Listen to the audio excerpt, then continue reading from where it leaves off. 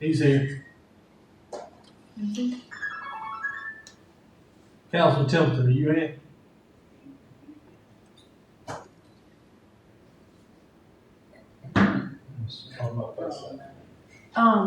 The internet keeps cutting off, Tom, for some reason. There he is. He's up right now. Yeah. Who is? Robbie? Where did he go? It is past 3 o'clock, and it is time for us to call to order the March 24th, 2020 special meeting of Greenwood County Council. In accordance with the Freedom of Information Act, the date, the time, the location, and the agenda of this meeting has been posted on the front entrance, Greenwood County Courthouse, and also on the front entrance of the Greenwood County Library. A copy of that agenda has been made available to the media and been posted on the county's website. Let us bow for our invocation at this time. Dear God, many of our people are home alone as we all work together to protect our families, our friends, and our community from this vicious virus. We understand that being alone is hard, but we're grateful that no matter how alone we may feel, you never leave or forsake us. We're grateful for technology that helps us stay in touch with each other. Today, please remind us that this time of social distancing and isolation will not last forever. Give us the strength to endure this difficult season and deepen our connection with you and your people. Empower us with an extra dose of your love, your peace, your hope, your joy, because we need it. Remind us of your promises and please heal our land. In your name we pray. Amen. Amen. Since the public hearing is the only matter of business on our agenda, I'm going to read what the public hearing refers to, and it is the consideration of a service agreement for rehabilitation, operation, repair, and maintenance of the Buzzards Roost hydroelectric facility between Greenwood County and Lockhart Power.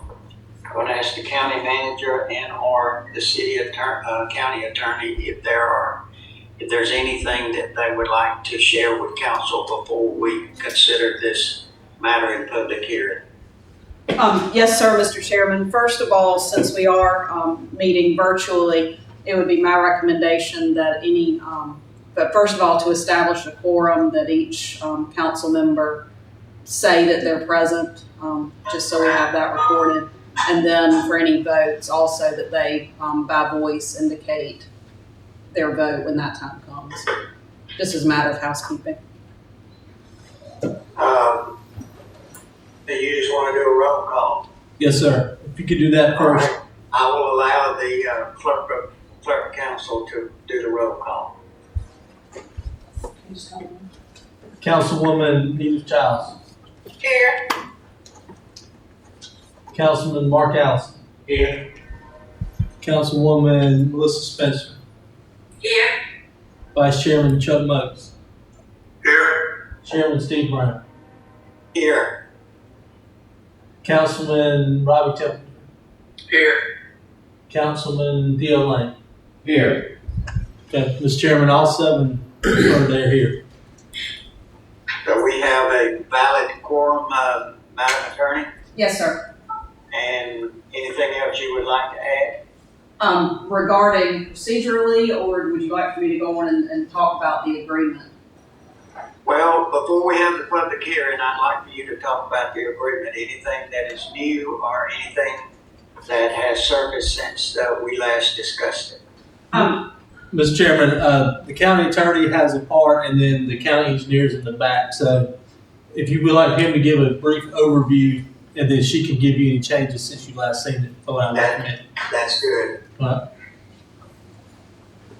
Mr. Russian. Thank you, Chairman.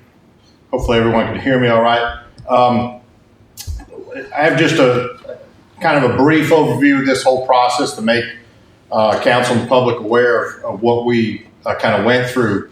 This process started over 2 years ago when we received the initial letter from Santee Cooper that they were opting out of their contract.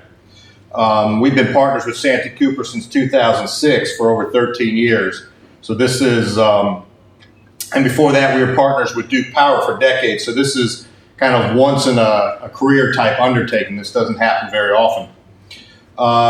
We started this process with a condition evaluation by outside consultants to get a feel for what shape the plant was in.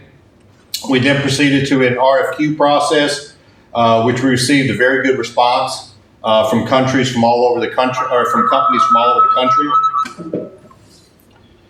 We narrowed that list down to, and several companies presented their qualifications in person and were interviewed by staff. We then asked for some indicative pricing from some companies to get an idea of what the asset was worth that we had.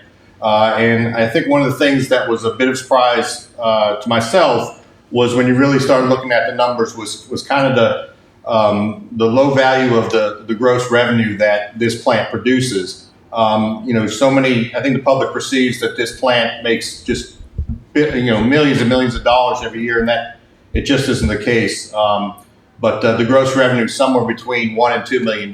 So when you start talking about that amount against the expenses it takes to run a plant like this, that profit margin is rather narrow. Although our RFQ attracted companies from all over the U.S., we settled on negotiating with a company that was right here in South Carolina, in Lockhart Power, which is a subsidiary of Packlet-Milliken. They know the local power business and all that comes along with it. Obviously, each state is different when it comes to the power business. They operate a hydro plant in Union County that is very similar to ours. That plant was toured by staff, including myself and the county manager. Looked an awful lot like what we have at our facility. So that was very familiar to them. They've rehabilitated a hydro plant in the Columbia area. They have recently permitted a new plant, are familiar with relicensing. And they are also willing to make a significant investment in our facility. This past November, we had a major inspection scheduled where our plant would be shut down for a week. We took that opportunity to allow Lockhart Power to come in with their staff as well as a host of consultants to inspect the plant from top to bottom. So they got a great look at the plant, had a week long to do it, inspect anything they wanted, look it over top to bottom, and it was just great information that they were able to obtain from that inspection. After all the physical inspections were completed, the contract negotiations began, which were obviously very complex. Our county attorney has worked very diligently on this for many months, and the result is the agreement that you have in front of you. As with any contract negotiations, I don't think we got everything we wanted. I don't think Lockhart got everything they wanted. But in the end, I think we got a contract that we can recommend to council for approval. If council does approve this agreement, it would be sent to FERC for their approval as well. They have to approve any operators as well as operating contracts for this facility. And if it does get approved, we'll be very excited to work with the Lockhart personnel. The contract itself, and I'll let the attorney go into any type of specifics, but essentially, the bottom line numbers are that Lockhart Power will pay us a lease payment of $250,000 a year, and will invest $12 million over the lifetime of the contract, which is a 25-year, about a 25-year term. It's not exactly. $4 million of that $12 million will be invested within the first year and a half or so. The remaining $8 million will be spread out over the next 10 or 15 years of the contract. The county does have say in what's invested, how it's invested, when it's invested, but I'll leave a lot of those specifics to our county attorney. We have any questions for myself at this time that you'd like to ask before I hand it off? Any council member have a question?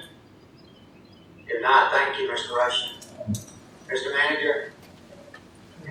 Mr. Chairman, this is Elizabeth. I'll just echo what Mr. Rushing said. The main thing with this contract that I think is important for the public to realize is that the county does maintain control. There are specific provisions in the contract where if there is a disagreement between the county and Lockhart as to operations at the lake, the county maintains that control. And we make the final decisions regarding lake levels, public safety, operations at the lake in general. Regarding some of the, and I think Mr. Russian already hit kind of the high level numbers. It goes through December 31st of 2044. There are provisions where essentially the Lockhart is responsible for the hydroelectric facility itself, which would be the guts of the building, for lack of a better word. And the county's responsible for the civil works, which is everything that's not the guts of the hydroelectric building. So the Tainer gates, the actual shell of the building, the roof, those items would remain a county responsibility to maintain.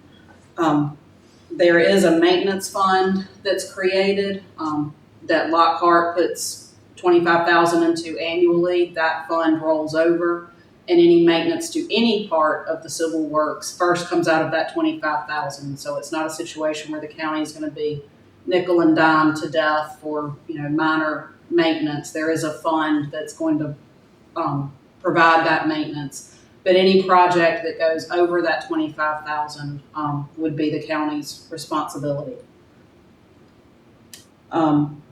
There are several provisions whereby the contract would be terminated.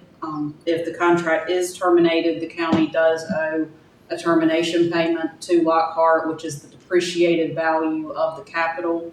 Those are very specific termination provisions that it's not something where they can just decide they want to walk away. There's specific triggers that we've discussed that they have to meet before the contract can be terminated. The only changes between what y'all have seen, in prior weeks and today is the insurance language that I emailed you earlier. And that was a very minor change that I emailed y'all about. Also, I want council to know we did send this through an independent contract attorney to review it for us. And they have also taken a look at everything, and we took their comments and incorporated it into the version that you have now. Thank you, Elizabeth. Mr. Manager, do you have anything to add? Nothing to add, Mr. Chairman. I will open the public hearing and ask, is there anyone present in the room who would like to speak in favor of this contract? Hearing none, I would like to ask if there's anyone in the room who would like to speak in opposition to this contract. Hearing none, then I will close the public hearing. And are we going to take action today? That would be ideal, Mr. Chairman. Okay. Before we ask council what its pleasure is on this contract, I think Mr. Russian made one statement that rings very clear with me. My part of the negotiations, being in the meetings with my colleagues, I learned very quickly that this was a negotiated contract, which means, as Mr. Russian said, they didn't get everything that they wanted, and we certainly didn't get everything that we would like to have in the contract. But I feel like that our staff has done a commendable job. I think you have spent many hours and you have worked with all parties to try to get us to the place that we are today. I think you have answered our concerns.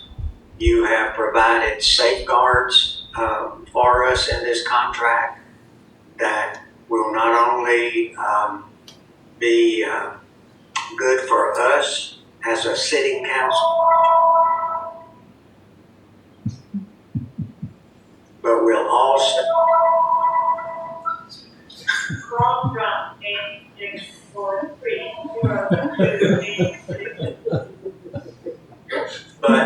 But it will also provide some,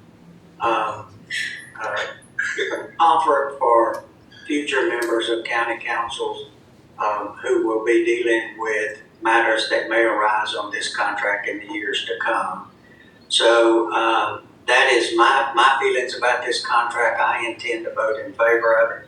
I don't think, it is a perfect contract, but it's fairly close, and as I said, I commend the staff, everyone involved, on what you have done. We didn't ask for this to happen. We had to deal with it when Santee Cooper sent us the notice. So here we are today, and I think we've done a good job. Is there any other council member who would like to make a comment or statement? Mr. Chairman, tell us again what the annual fee payment is to the county? $250,000. Right. And that is, of course, less than what we were receiving from SCADA. From Santee Cooper. Excuse me. It is less. It's my understanding that we're receiving about $600,000 from Santee Cooper, but we were also, we did not have the capital cost monies in the last contract. So the reason why we're down on actual revenue is because Lockhart has agreed that they will invest $12 million into the refurbishing of those turbines and the other associated equipment. If they had not agreed to that, then we would have been totally responsible. If I'm incorrect, then Mr. Russian and the manager can correct me. No, Mr. Chairman, that's an accurate summation. Thank you, Mr. Chairman. Any other questions by council? Mr. Chairman, I have a comment I'd like to make. I would like to also remind everyone that there's not a lot of people out there looking to buy power or to come into a plant like we have. So there was a limited options we've had. We felt this was the best. I also want to remind the public that if we could have not done something like this, we would have to decommission the dam, which could be several $1 million, which would produce no revenue at all. And also, Mr. Lane, who is in the energy business, reminded us that we believe as we go forward, renewable energy that is not, no emissions is produced from it is going to become more popular as our nation and our world tries to go more green. So we feel like that we may get some credits, or whoever's running this may get some incentives in the years to come because of this energy. So it's definitely the wave of the future. So we felt like we didn't need to decommission it. We needed to try to keep it operating in a plan for the future that it will become even more valuable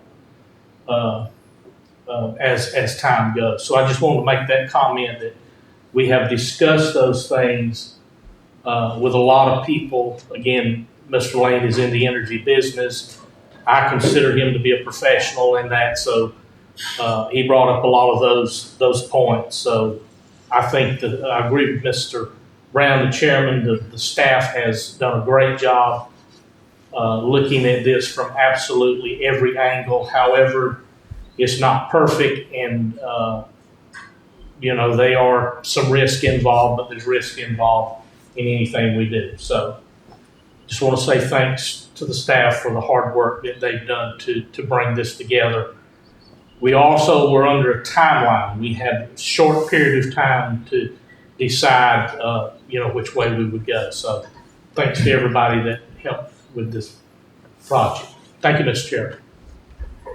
Well, I think we had two goals when we started. One was to maintain our ability to produce energy at the dam, which required a lot of investigative measures to make sure that the equipment was still operational, and then not to tie the county's hands into some long, very expensive capital investment cost in those turbines if they needed to be refurbished. I think we've done that with this agreement. The second was for the county to be able to maintain control of the dam, which is very critical to every property owner who has property facing Relay Greenwood.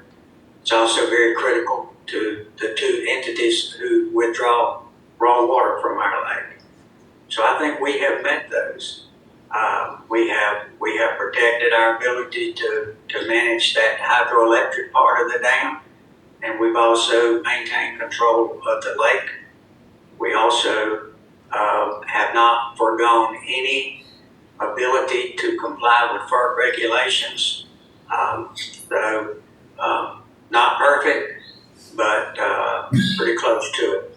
Are you ready to vote? Chairman, one quick comment, if I may, before we vote. To tailgate on Mr. Allison's comment, renewable energy credits have tremendous value to any electric utility, and certainly also to Lockhart Power. But one thing that we haven't mentioned in this summary is that those renewable energy credits going forward and the growth of the upstate as a region, the demand for electricity, probably mitigate some of our concerns that we've discussed about the longevity of our contract. I think both of those things come into play to assure that our contract plays out. I just wanted to make that point. Thank you, Chairman. Thank you. Any other council member?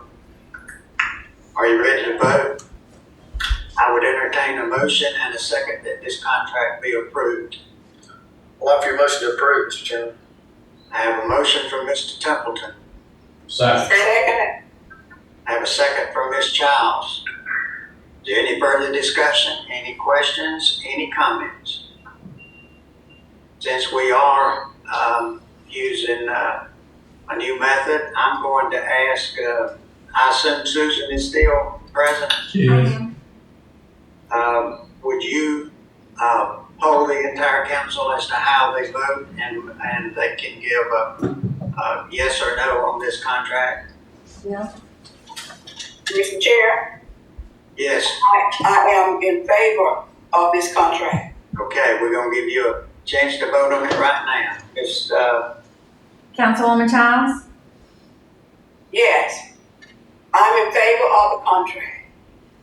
Councilman Allison? Yes. Councilwoman Spencer? Yes. Vice Chairman Moats? Aye. Chairman Brown? Yes. Councilman Templeton? Yes, ma'am. Councilman Lane? Yay. Thank you. That is a 7-0 vote in favor of this contract. I don't know of any other business that we have to take care of today. There's nothing else on our agenda. To all of you in the back of the room, starting with Mr. Coke Brown, deputy on the left, and moving, I believe that's Mr. Grant Blair that I see in the back of the room in my right. Mr. Stuckey, Mr. Russian, Mr. Hicks, thank y'all for being with us today. And this is our first trial run on teleconferencing, whatever. But I think, I forgot about our media specialist that's there, but I think you guys did a great job setting this up for us, and we are truly grateful for allowing us to be able to stay at home and distance ourselves from each other and do exactly what we've been asked to do and what we're asking our citizens to do. With nothing else, then we're going to adjourn this meeting. Thank you.